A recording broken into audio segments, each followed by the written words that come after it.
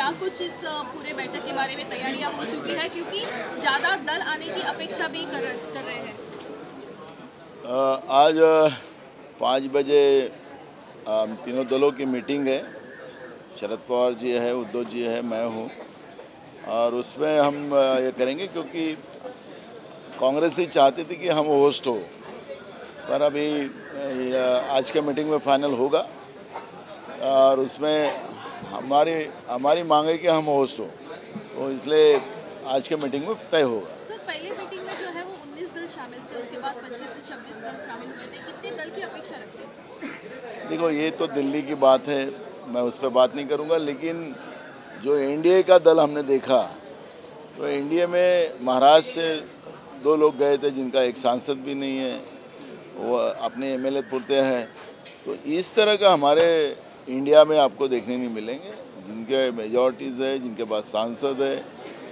ऐसी इंडिया में टीम शामिल है, और इसलिए हम वैसी संख्या नहीं बढ़ाएंगे। जो दलों की उनके स्टेट में जो ताकत है, उसके आधार पर इंडिया में उनको शामिल किया जाए। आज की बैठक में कौन कौन शामिल होने वाला है और क्या कारण रहेगा, क्या विषय पर चर्चा रहेगी? देखो, बहुत सारी चीज़ों पे चर्चा है, और वो चर्चा के बाद हम आपसे बात करेंगे। नहीं, दूसरा ये कि जब इतनी बड़ी संख्या में लोग आएंगे, इंडिया की बैठक हो रही है, ऐसे में लिहाजा जहां वेन्यू तय करेंगे वहां की सिक्योरिटी का भी सवाल उससे उठता है। आप सरकार से निवेदन करेंगे कि सिक्योरिटी नहीं, वो पत्रव्यवहार करना होता है। जैसे ही हमारा वेन्यू तय होगा, वैसे ही हम लोग सरकार को भी उस बात से अवगत कराएंगे, और जो कौन कौन आने वाले हैं उसके बारे में, तो जैसे जिनको सिक्योरिटी लागू है उनका तो वैसे ही प्रोटोकॉल आ जाता है, और उसके बारे में हम शासन को अवगत कराएंगे। नाना, ये बताइए कि इस बैठक में ऐसा लगता है कि पहले 19 पार्टियां बिहार में, बेंगलोर में 26 पार्टियां, और अब मुंबई में, क्या ये पार्टियां का इजाफा होने वाला है? वो दिल्ली में तय होता है, ये स्टेट लेवल पे नहीं होता। मैंने उसका जवाब पहले ही दिया। सबसे बड़े जितने बड़े लीडर्स हैं इससे जुड़े हुए, वो उन सभी का आना तय है? क्या कुछ सूची आई है, कुछ नाम आए? नहीं, अभी वही बोला ना, आज 5 बजे हम लोगों का मीटिंग है, और मैं खुद मंडे को दिल्ली जाऊंगा, और हमारे नेता खरगे जी है, वेणुगोपाल जी है, राहुल जी, सबसे मिलके इस मीटिंग की भी चर्चा उनके साथ मैं करूँगा। एक चीज़ और देखा गया, शगुफा छोड़ा जाता है। अजीत पवार की तरफ से अजीत पवार को लेकर प्रफुल्ल पटेल शगुफा छोड़ते हैं कि मुख्यमंत्री अजीत पवार बनेंगे। ये शगुफा लगातार क्यों छोड़ा जा रहा है उनकी तरफ से? देखो, ये सब लालची लोग, सत्ता के लालची लोग साथ आए हैं। इनको जनता से कोई लेना देना नहीं, और जनता के प्रश्न से कोई लेना देना नहीं। महाराष्ट्र की हालत इतनी बुरी हो चुकी है कि जहाँ से गृह मंत्री देवेंद्र फडणवीस जी आते हैं, तो कल 4 व्यापारियों का वहाँ पे दिन दहाड़े मर्डर हुआ, गोली मार के हुआ। गोली मारने के बाद, जान जाने के बाद उनको जलाया है, तलवार से कई लोगों को काटा गया है। ऐसे एक दिन में 4 घटना कल नागपुर में हुई। कानून व्यवस्था, मैं उदाहरण के लिए बताया कि कानून व्यवस्था पूरी बदतर महाराष्ट्र में हो चुकी है। किसान की हालत ख़राब है, युवाओं को लूटा जा रहा है नौकरी के नाम से। ऑनलाइन कल हमारे अभिजीत वंजारी जी ने विधान परिषद में मुद्दा उठाया था कि ऑनलाइन जिस तरह से जुआ खेला जा रहा है, जिसे राज्य की जनता को, राज्य के युवाओं को लूटा जा रहा है।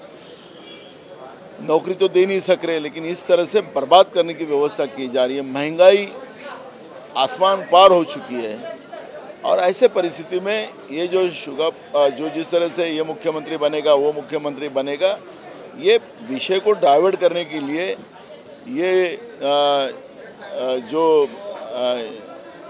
ईडी सरकार जो बनी है, बीजेपी प्रणीत, ये इस तरह की विषय को डाइवर्ट करने के लिए ये ऐसे मुद्दे छोड़े जाते हैं। इन्होंने एक ट्वीट किया है। इस ट्वीट में उन्होंने कहा है कि अमित शाह ने कहा है कि जो मणिपुर का वीडियो आया वो मोदी सरकार की इमेज डैमेज करने के लिए आया, जबकि बहुत बुरा है और मोदी सरकार को इमेज की पड़ी है और महिलाओं की नहीं। देखो, मोदी जी और अमित शाह जी और बीजेपी, ये बीजेपी दल ही जो है वो इवेंट बाज दल है। लोग मरे या जिए उनसे कोई लेना देना नहीं। मीडिया में हम लोग कैसा हमारा इवेंट बना रहे, हमारे को शाबाशी लोग कैसे दिए, इसके ऊपर उनका पूरा खेल चलता रहता है। इवेंट बाज है इनको, तो ऐसे लोगों से अब वो क्या जवाब दे। लेकिन मणिपुर हमारे देश के लिए कलंक है, जो घटना हुई है वो कलंक है, और ये कलंक अब हिंदुस्तान को इंडिया को पहुंचने के लिए बहुत तकलीफ होगा, क्योंकि इंडिया में लोग सुरक्षित नहीं है। इस तरह का मैसेज पूरे दुनिया में गया है, और उसकी जवाबदारी सिर्फ नरेंद्र मोदी जी की सरकार पे जाती है, बीजेपी पे जाती है।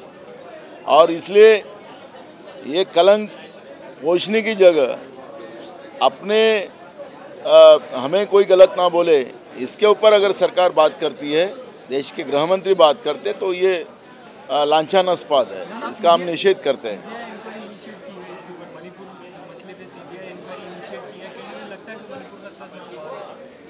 देखो, सीबीआई तो महाराष्ट्र के भी वो राजपूत अपने जो फिल्म स्टार थे उनके बारे में भी सीबीआई की इंक्वायरी बनी, पुलवामा के बारे में भी सीबीआई की इंक्वायरी लगी है। क्या उसका आज तक कोई रिपोर्ट आया है? तो ये जो केंद्रीय तपास यंत्रणा जो है, इस यंत्रणा पे कौन भरोसा करेगा? जो सच है वो दुनिया के सामने है, देश की जनता के सामने है। कल आपने दिल्ली में देखा होगा कि युवा पूरे कपड़े निकालकर पार्लियामेंट की तरफ भाग रहे थे और मणिपुर के घटना का विरोध कर रहे थे।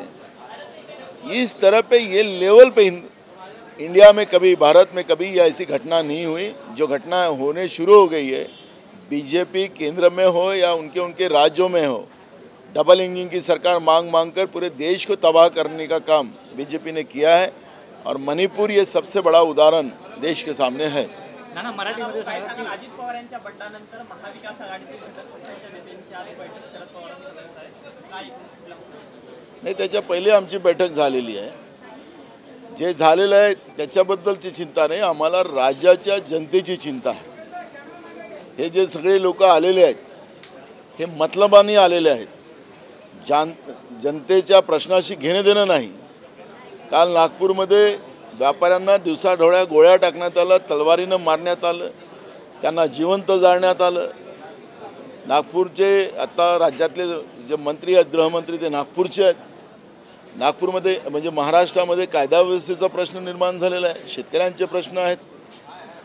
आपण पाहिलात की एकीकडे तरुणांना नोकऱ्या दिल्या जाऊ शकत नाही, पण एकीकडे ऑनलाईन जुगार खेळून तरुणांना बर्बाद केलं जाते। काल विधान परिषदेमध्ये आमचे विधान परिषदेचे आमदार अभिजित वंजारींनी हा मुद्दा उपस्थित केला, आणि त्या पद्धतीनं सगळ्या व्यवस्था, महागाई, आता लाईटच्या बिलाची एवढी भरमसाठ केली की देशामध्ये सगळ्यात महागडी विद्युत फक्त महाराष्ट्रामध्ये आहे।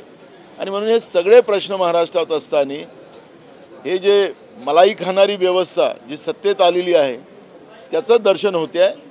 आणि म्हणून आज जे काही आमच्या महाविकास आघाडीची जी बैठक होती आहे ती राज्याच्या जनतेच्या मूळ प्रश्नावर, या सरकारचे जे आंधळं आणि बहिरं बनून बसलेलं सरकार आहे याचे डोळे आणि यांचे कान कसे उघडले जातील याच्यावरची चिंता आमच्या समोर आहे, आणि त्याच्यासाठी ही मीटिंग आहे। अधिवेशनाचा दुसरा आठवडा आहे तरी देखील अद्याप विरोधी पक्षनेत्यावर अजून देखील सहमती झाली दिसून येत नाही, काय नेमकं? कारण इथं दुसरा आठवडाच आहे। कर्नाटकमध्ये 6 महिने झाले, भाजप तिथं आपला विरोधी पक्ष नेता करू शकत नाही, पण पुढच्या आठवड्यामध्ये जेव्हा अधिवेशन सुरू होईल त्यावेळेस तुम्हाला विरोधी पक्ष नेता पाहायला मिळेल। पण एक महत्त्वाचा विषय असा आहे की काल बिझनेस ॲडवायझर कमिटीमध्ये जो निर्णय झाला की सोमवार आणि मंगळवारी सभागृह होणार नाही, तर मला एक सरकारचं कळत नाही, सरकारने हा प्रस्ताव का आणावा? असं कोणतं अलर्ट आलेलं आहे की महाराष्ट्रामध्ये भयावह परिस्थिती झालेली आहे आणि आपल्याला सरकारला मोकळं ठेवावं लागेल?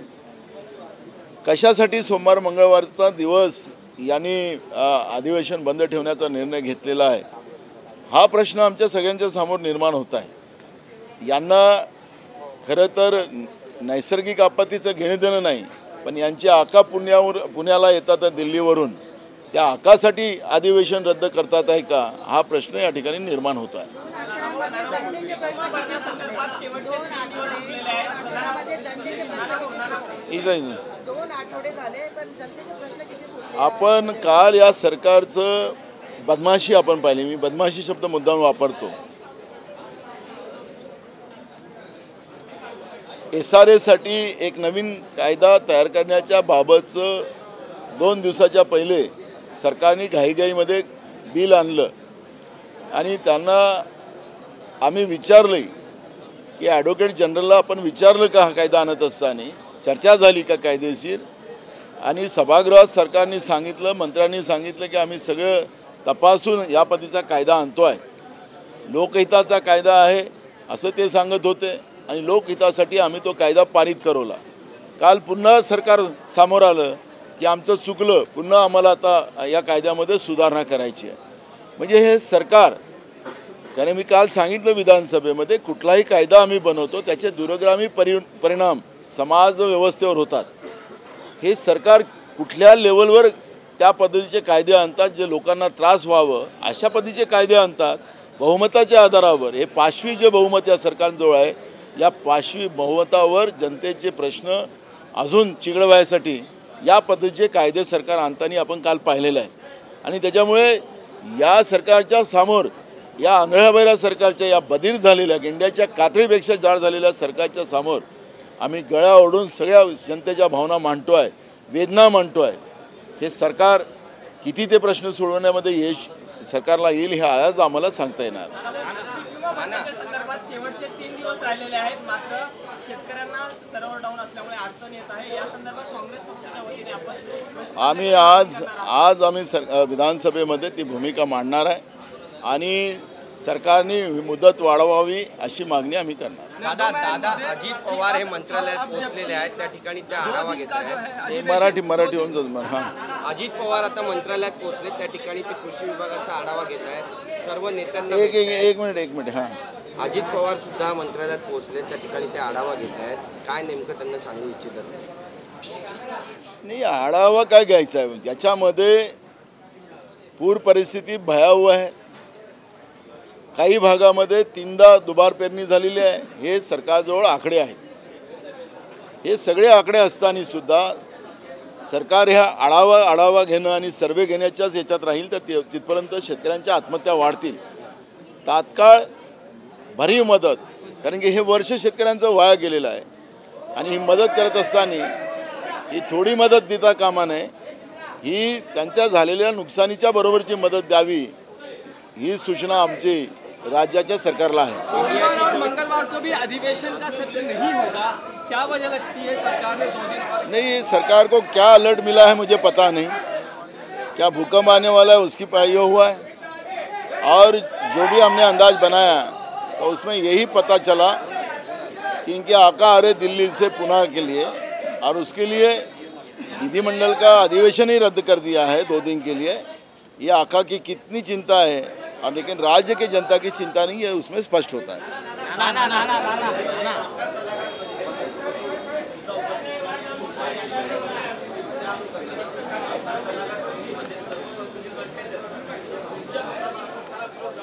आम्ही मागणी केलेली आहे, रेग्युलर ठेवा अधिवेशन।